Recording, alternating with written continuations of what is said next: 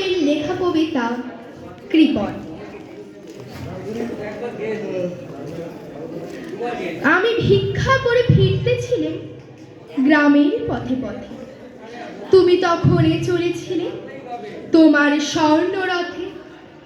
অপূর্ব এক স্বপ্ন সম লাগতেছিল চোখে মম।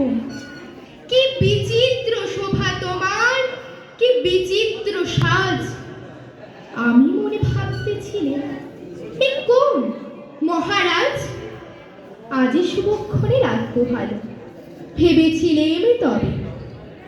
আজ আমারে দাঁড়ে দাঁড়ে ফিরতে নাহি হবে। বাহির হতে নাহি হতে কাহার দেখা পেলেম পথে।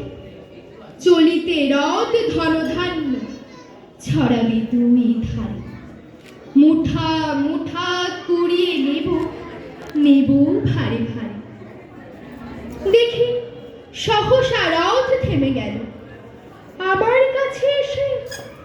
আমার মুখ পানে চেয়ে নামলে তুমি হেসে।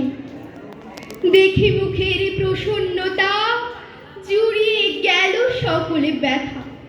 হেন বলে কিসের লাগে তুমি অকস্মাৎ আমায় কিছু দাও গো বলে বাড়িয়ে দিলে হাত।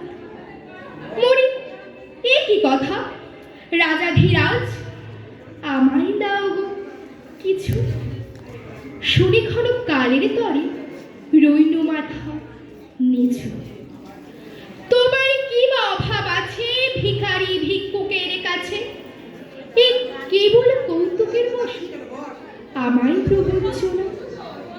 ঝুলি হতে দিলে তুমি একটি ছোট কণা। যবে পাত্রখানি ঘরে এনে উজাড় করি। এ কি ভিক্ষা মাঝে একটি ছোট সোনার কণা দেখি। দিলে যা রাজ ভিখারি রে স্বর্ণ হয়ে এলো ফিরে। তখন কাঁদে চোখের জলে দুটি নয়ন ভরে। তোমায় কেন দিইনি আমার সকলে শূন্য করে। নমস্কার।